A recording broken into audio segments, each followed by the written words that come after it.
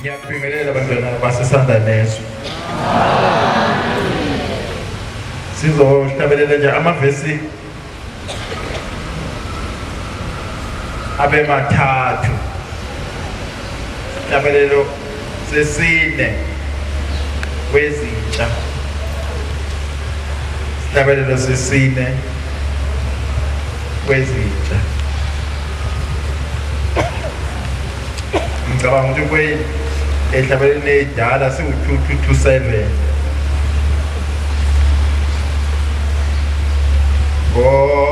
Nkosi Baba ngiyakuthanda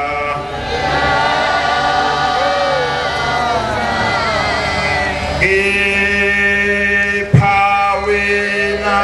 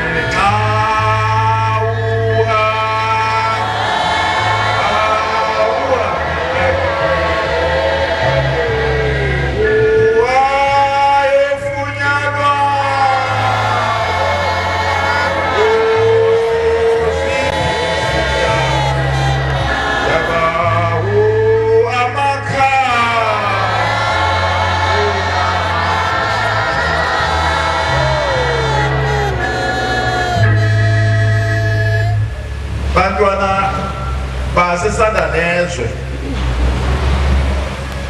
Bantwana basesandla nezwe.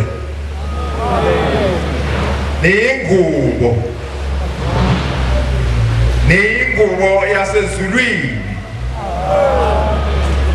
Uma uNkulunkulu lona esimkhonzakho unyazi lwezulu uma kushaya isabatha njalo ngesabatha ekuseni enkundleni yasesini uqalela ntambama ngolesihlanu ungena inkumbuzo yokuzila inkumbuzo kaNkulunkulu aqale ukuzilungiselela uthi kusasa ngesabatha ekuseni ngabe yiphi ingubo enzokuyembatha akaveli nje uShembe aphume ekuseni athathe ingubo agqoka aphuma enkonzweni kodwa kule ndawo ebhaliweyo la esihlabelelweni ethi inkumbuzo yokuzila inkumbuzo kaNkulunkulu. uNkulunkulu ngolesihlanu uba senkumbuzweni yokuzila inkumbuzo kaNkulunkulu. Lezi zinto ezikuleli ibandla bezidinga abantu abazazikho ukuzedlulisela kubantu abangazazikho. Ngoba kukhona izinto kuyizona ezibalulekileko ezibhalwe uShembe wayibhala kule ncwadi ezinganakugudluka ezinganakushintsha. Zonke izinto ezikhona emhlabeni ziyaguquka kodwa la mazwi la abhala uShembe akayoguquka ayoba khona kuze kugcina naphakade. La mazwi lana athi inkumbuzo yokuzila inkumbuzo kaNkulunkulu. Wonke umuntu osemhlabeni ufanelekile angene enkumbuzweni yokuzila inkumbuzo kaNkulunkulu. Amen. Inkumbuzo kaNkulunkulu uzilungiselela wena, ukuzihlelela wena, ukuziqondisa wena, ukuzenza wena ukuze ungene enkumbuzweni yokuzila inkumbuzo kaNkulunkulu. Kula encwadini yakho uShembe ubhalile wathi kukhona imbombo zokhothamo uthi lezi imbombo zokhothamo zithobisa wena. Wesinye isikhathi umuntu mayehlabelela la akasenganaka kanti ebalulekile kakhulu kumuntu omNazaretha ube unake uzinake wena unake futhi umsebenzi kaNkulunkulu. Amen. Into ebalulekile kwethu zonke izinto ukuthi unake bese unawe uzinake futhi ngoba umuntu onganakikho akayikungena esizweni. Amen. Ukuthi konke nje kuyafana nje. Konke nje kuyafana.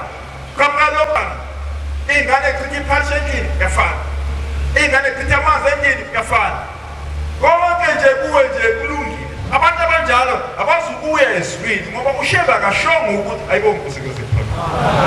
Akashongo uShembe ukuthi mina nguNkulunkulu mkhonzeni. Akashongo uShembe ukuthi mina ngilaleleni. uShembe wathi ngithi kini mesabeni uJehova sisizukulwane ngesizukulwane. Amen. Akashongo uShembe ukuthi nina maNazaretha ngesabeni mina ngihlonipheni mina. Kodwa ukhona umuntu uShembe akhulume ngaye ayena othe ezulwini lapha ahlala khona uShembe akeze emhlabeni wayesezake uShembe emhlabeni. Amen. uShembe akazange azehlelene ezulwini ezemhlabeni kodwa uShembe wehliswa uNkulunkulu ukuthi akeze emhlabeni azokwakha elakhe ibandla. Amen. Leli ibandla la eSandanezwe akusilo ibandla lomuntu, ibandla likaShembe. Amazwi lana akhulunywa umshumayeli kusukela ngomsombuluko kuze kushaye uLwesihlanu enza imiyalezo ukuthi besabeni uNkulunkulu ngoba yonke lento esiphambi kwayo ingekaShembe. Amen. Manje kodwa ngikhuluma ngokuthi emsuzwana emibili uNkulunkulu angiphe yona ngisaphila inyama yami isahlangene nomphefumulo sakwazi ukuguqa ngoba sikhona isikhathi esizakho la khona mina engeke ngisakwazi ukuguqa phambi kwenu. Amen. Noma ngabe ngiyathanda noma ngabe ngithanda futhi uNkulunkulu angakwenza lokhu ukuthi ukuguqa kwami nje uNkulunkulu aqede ukuthi ngiwe phansi angisebenze ngiphinde ngivuke sekuphelile ngami. Kodwa uShembe yena akazi ukuphela ngoba akavelanga emhlabeni wavela ezulwini. ukuthi ngithi inkumbuzo yokuzila inkumbuzo kaNkulunkulu ngamazwi la engekho guquka njalo ngesabatha ayafundwa lamazwi la inkumbuzo yokuzila inkumbuzo kaNkulunkulu bese weqala amazwi uyobuka ngalena kanti isiqaliso lesigcina lesiphetho yilesi esithi inkumbuzo yokuzila yokuzikhumbuza wena yokuzikhumbula wena yokuzazi wena yokuzibona wena ngoba uma wena ungakwazi ukuzilungisa ube umuntu opheleleyo akekho umuntu ozokulungisa ube umuntu. Uma ungakwazi uhamba uqonde akekho umuntu ozakwehlezela ukuqondisa. Uma uyisiyinga ngeke uguquke ube ngohlakanipheleyo uzoba isiyinga senkonzo. Abantu bonke bazokwazi ukuthi lo muntu lo uyakholwa ngesiyinga lesi.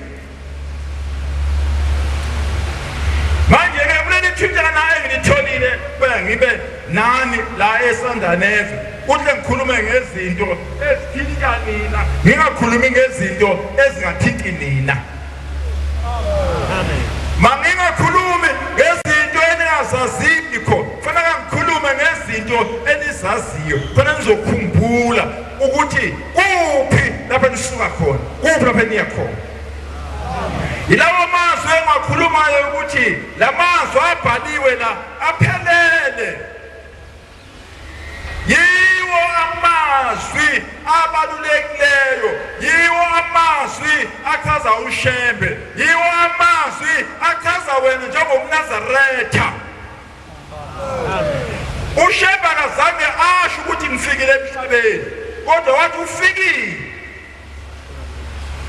Akashonga uShembe ukuthi mina sengifikile wasebhala la wathi ufikile olandelwa yizizwe akashonga ukuthi mina ngifikile.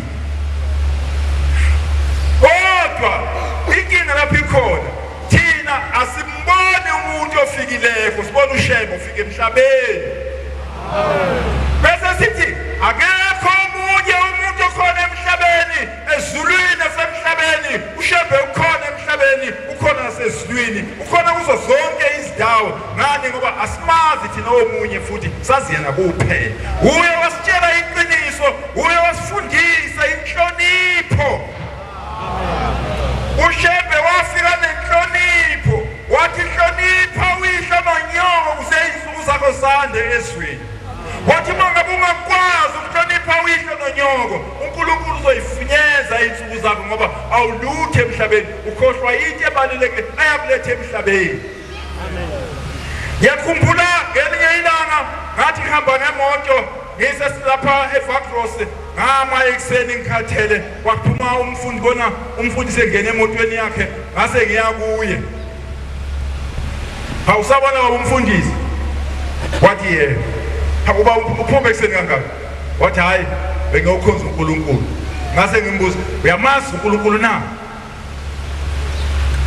akazange ngihluphe lo mfundisi wathi angimazi ngase ngiyamshiya namase ngihamba kuyele emotweni yami no umfundisi ubuye esonto ukuthi uNkulunkulu akamazi.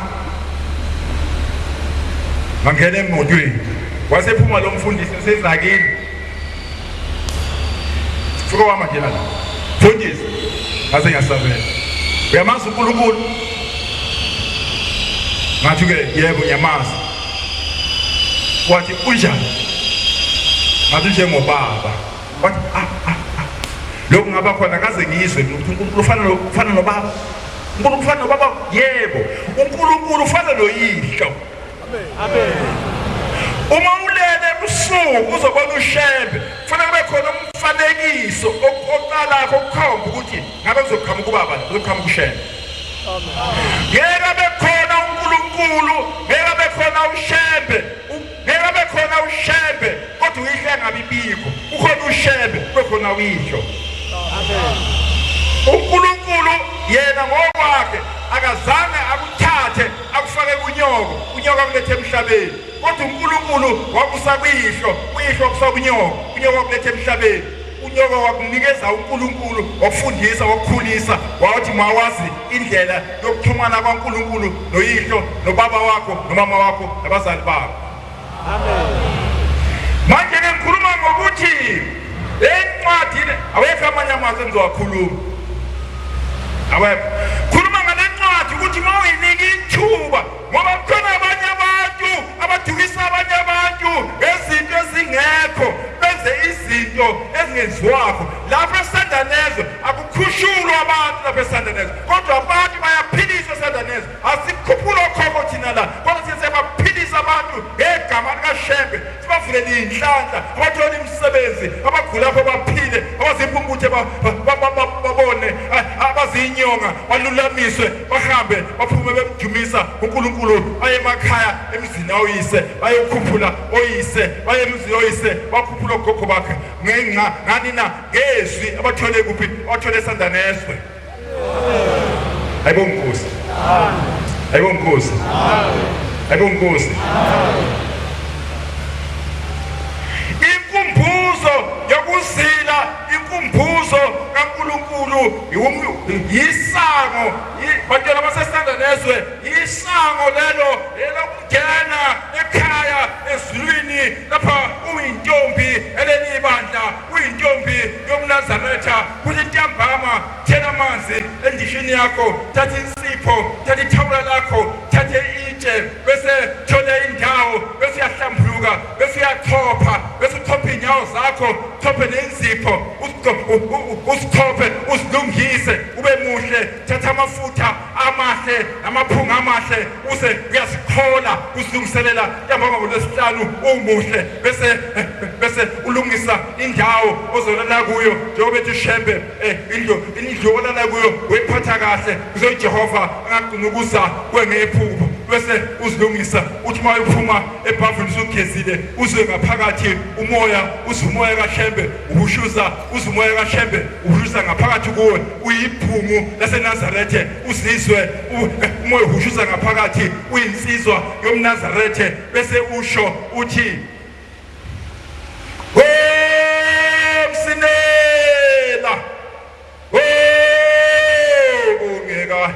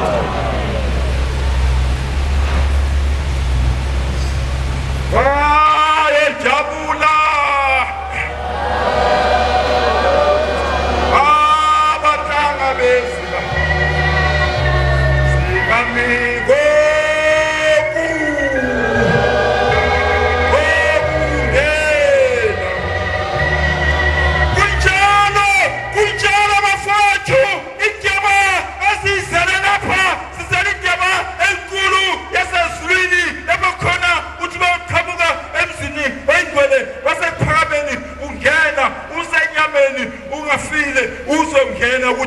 bajabula abahlangabezi bami ngoba mina ngizilungiselele hayi nekhulumayo yokuthi ezulwini ukhona uNkulunkulu sikhuluma thina ngoNkulunkulu onaye emhlabeni okwazi ukuthatha umuntu emhlabeni amuse ezulwini.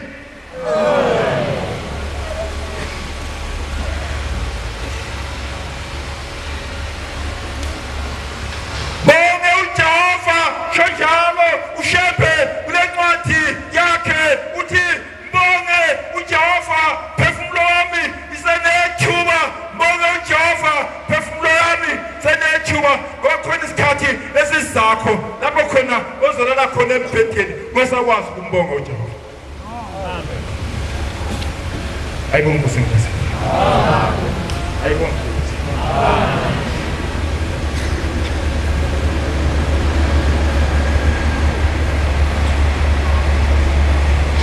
Kabebeza ebusuku lemini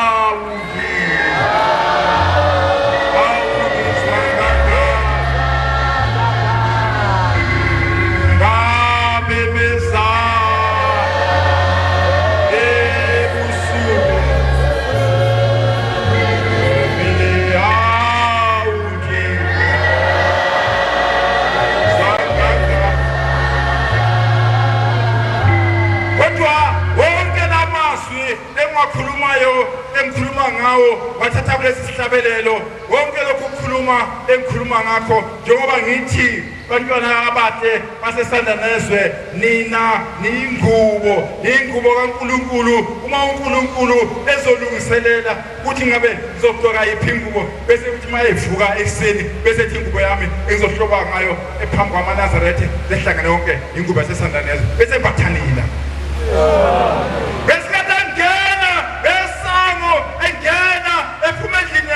abantu bekhuza indwele lengcwele abayikhuzayo iya kuba kwengubo ayembetheko angisho yona ingubo efana nalena egqoka umfundisi kodwa ngisho ingubo engaphakathi kodwa esiyembetheyo azothi bayephuma ushembe konke lesemile aphume esembethethini lemazwi wakhulumela ukuthi wonke umuntu olapha odingile osweleko ohluphekileyo ongasebenzi ongenamali ongenakudla ongazi ukuthi bashona ilanga uzohlani kodwa kathi bayephuma la aphume nomoya engcwele shembe engcwele bese qoqa bonke ningenakho anike khona.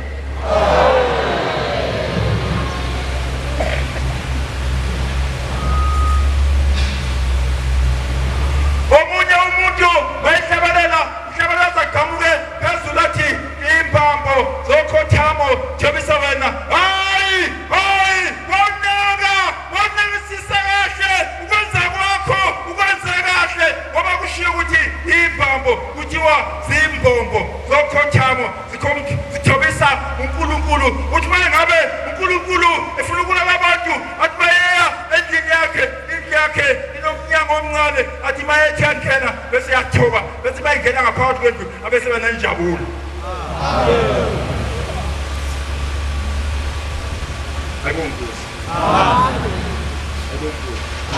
Hayi ngicela ukuthi ngashumayelisi womuntu ohlungiselweyo. Ayibonge Nkosi. Khona enye ngiyihleke uma umfundisi ethi uJesu uzobuya. Hey ashintshe umfundisi shintsha shukuza uJesu uzobuya. Ibandla uyasibandla ibandla ukuthi yayizwe uJesu uzobuya. Umbuzo ukuthi uzobuya nini? uJesu uzobuya. Hayi ake nisho kancane. uJesu uzobuya. Hayi nisho kancane. uJesu uzobuya. Ayikho impendulo ezobuya kumfundisi isekini ngoba akazi ukuthi uzobuya nini uJesu nonina nonyoko wakho akazange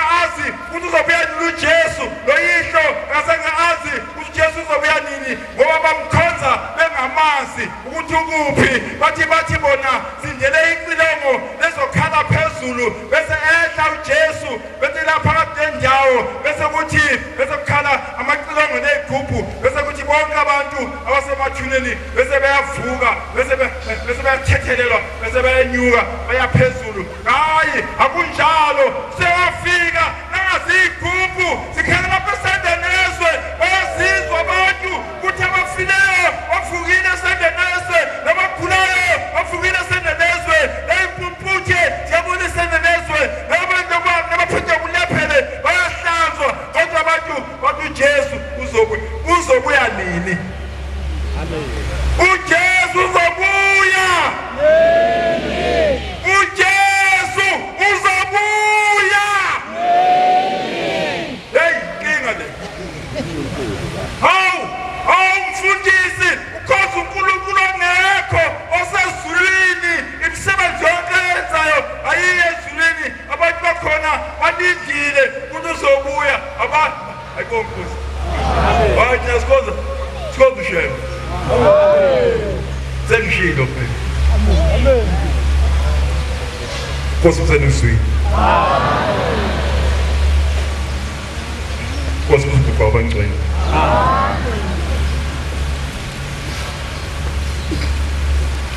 Istabelo 203. 203.